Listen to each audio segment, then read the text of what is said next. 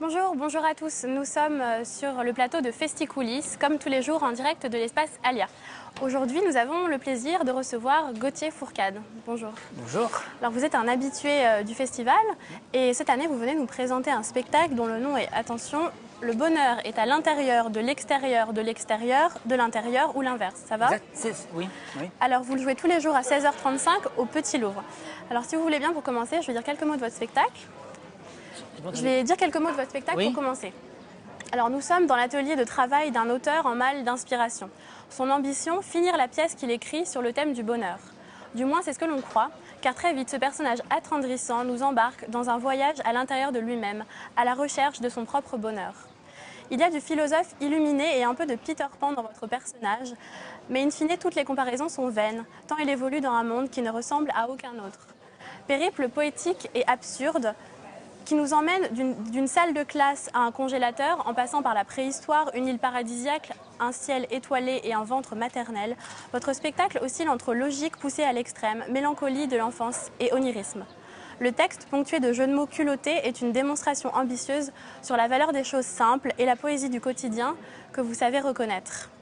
Alors ma première question, ce serait est-ce qu'en tant qu'artiste, comédien, auteur, vous avez trouvé le bonheur aujourd'hui ? Alors, je ne pourrais pas dire ça, mais ce qui me rend optimiste, c'est que mes pièces sont toujours en avance sur moi-même. C'est-à-dire que chaque fois que j'écris une pièce, la façon dont j'écris, qui n'est pas très contrôlée, c'est-à-dire que le principe des jeux de mots me permet de faire des associations inconscientes. Bon, je vais peut-être pas entrer dans les détails, mais il se trouve que mes pièces sont, on va dire, plus intelligentes que moi. Et à force de les jouer, j'arrive à me mettre à leur niveau. C'est-à-dire qu'à chaque fois, j'expose un problème de ma vie qui, dans la pièce, semble résolu. Mais je suis souvent un peu gêné parce que les gens ont l'impression que j'ai réellement résolu ce problème dans la vie et c'est pas le cas. Mais il se trouve qu'au bout de 3 ans à peu près de vie du spectacle, ça se diffuse en moi et oui. Et je pense que depuis que je joue ce spectacle, déjà des choses ont changé dans ma vie. Alors, je ne sais pas encore le bonheur, mais il y a des changements. Oui. Alors vous le dites, dans votre spectacle, il y a des jeux de mots, il y a un peu de philosophie aussi, ça reste du théâtre. Alors si vous deviez définir un petit peu votre style, au moins sur ce spectacle, qu'est-ce que ce serait? Indéfinissable. Voilà le mot. Ouais, indéfinissable. Non, parce qu'en fait, il n'y a pas de barrière. Si, je sais que le critère pour moi n'est pas de savoir si ce que j'écris est drôle ou touchant ou autre chose, c'est surtout surprenant.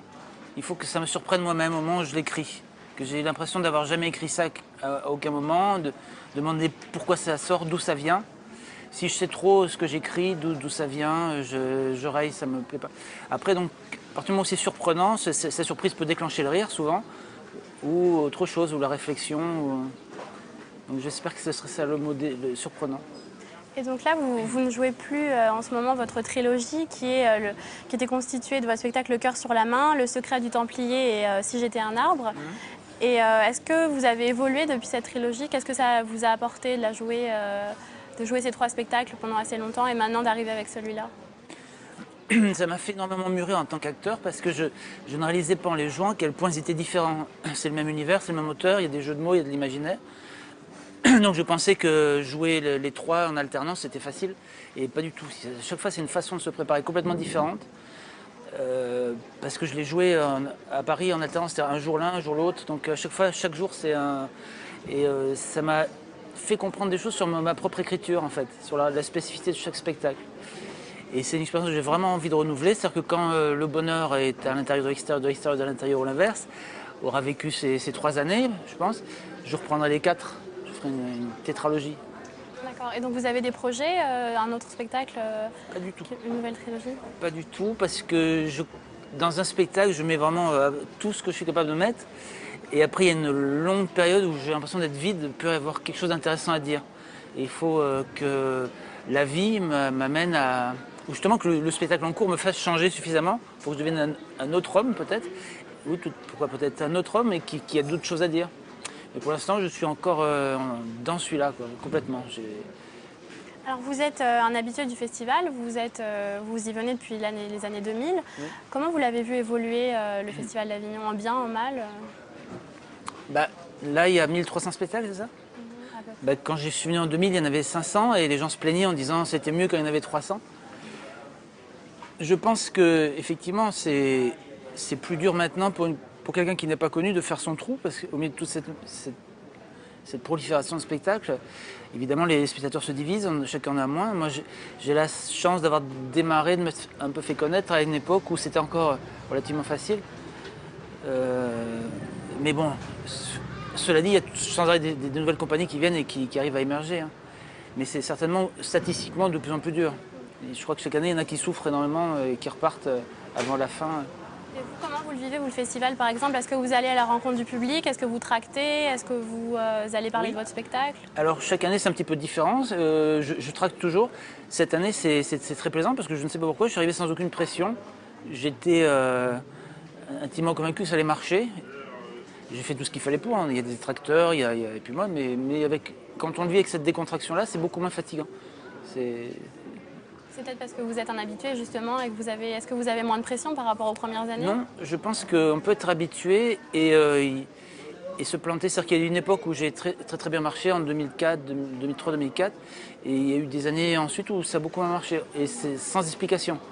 En plus, j'ai mal marché avec le Secret du Templier ici, qui a pourtant été celui qui a le mieux marché à Paris de tous mes spectacles.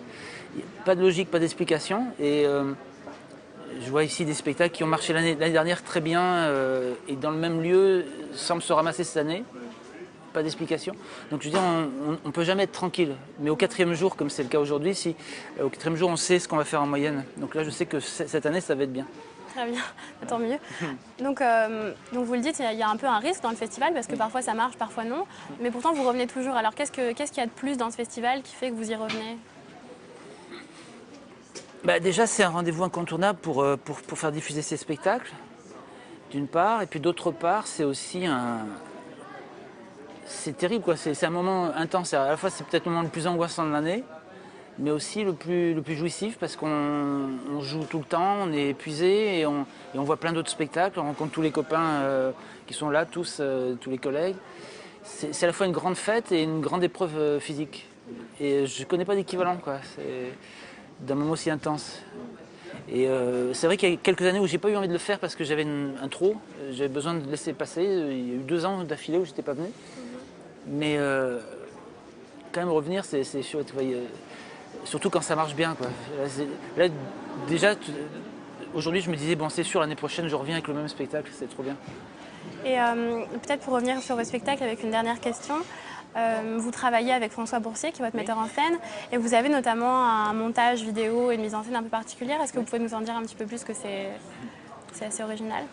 Le montage vidéo, c'est moi qui ai voulu. Je connais. François m'avait déjà mis en scène sur le précédent spectacle, et je connais son univers visuel dans les siens, qui est très. Ça fourmille d'idées de visuels, et donc j'avais envie que sur ce spectacle il y ait encore plus de choses, et notamment aller vers les vidéos. Après, ce qui est intéressant, c'est que les illustrations vidéo, au départ, on a cherché des images dans des banques d'images comme ça, et puis j'ai dit, tiens, et si on partait du travail de mon épouse? Et je lui ai montré, et il a trouvé ça fabuleux, c'est-à-dire que toutes les illustrations, la petite lune, tous les personnages viennent du travail de mon épouse, et je trouve que ça donne un plus. Il y a vraiment une patte visuellement qui n'aurait pas eu avec des dessins tirés de droite et de gauche. On va pas en dire plus. Donc c'est un spectacle donc assez original avec de la vidéo, de la poésie, et un peu de philosophie et aussi beaucoup d'humour. Merci Gauthier Fouquet d'avoir accepté notre invitation. Et merci à vous de nous avoir suivis. Vous pouvez retrouver tous nos plateaux sur Festi TV, et surtout n'hésitez pas à rejoindre notre page Facebook. Je vous dis à très bientôt pour une nouvelle émission de Festi Coulisses. Merci.